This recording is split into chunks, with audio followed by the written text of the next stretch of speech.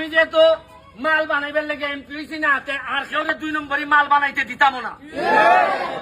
আমি আপনারা বন্যার সময় এই লাইনার যাইতাম না।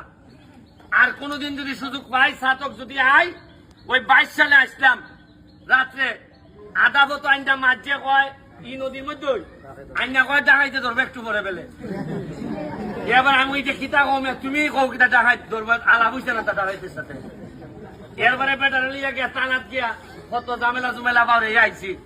এবার এবারও আইছি, এবার দিনও আইছি, ভাবলাম দেখাইতে নি রাত ধরে।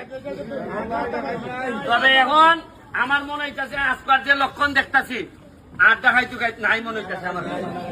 তবে মানুষ পড়াশোনা করলে, মানুষ অর্থনৈতিক ভাবে আগাইলে এই চুরি ডাকাতির মানুষ থাকে না।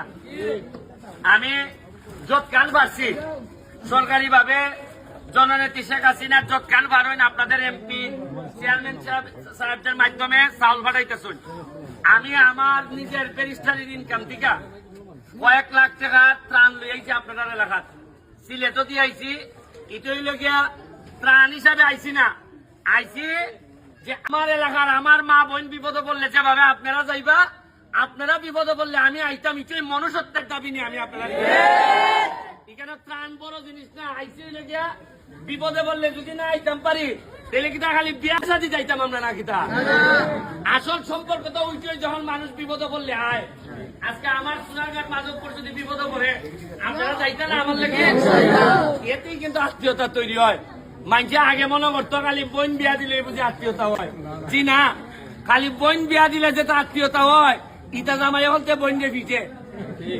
বরং মানুষের দুঃসময়ে খারিয়া যদি আত্মীয়তা হয়, এই যে আজকে আমি আইছি একটা আত্মীয়তা তৈরি হয়েছে আপনার সাথে। আমার জীবনে যখন আমি বুড়া হয়েছে মিগা, এমন হইতে পারে আপনার প্লানটা আমার সাই লেখা হইতে পারে।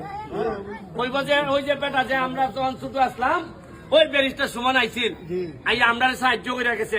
এমন হইতে পারে আপনারই একটা ফুলা আমার শেষ বয়সে বুড়া বয়সে আমার টানতে পারে। ওনার আল্লাহর হিসাব নিকাশ বড় বোঝা বড় মুশকিল।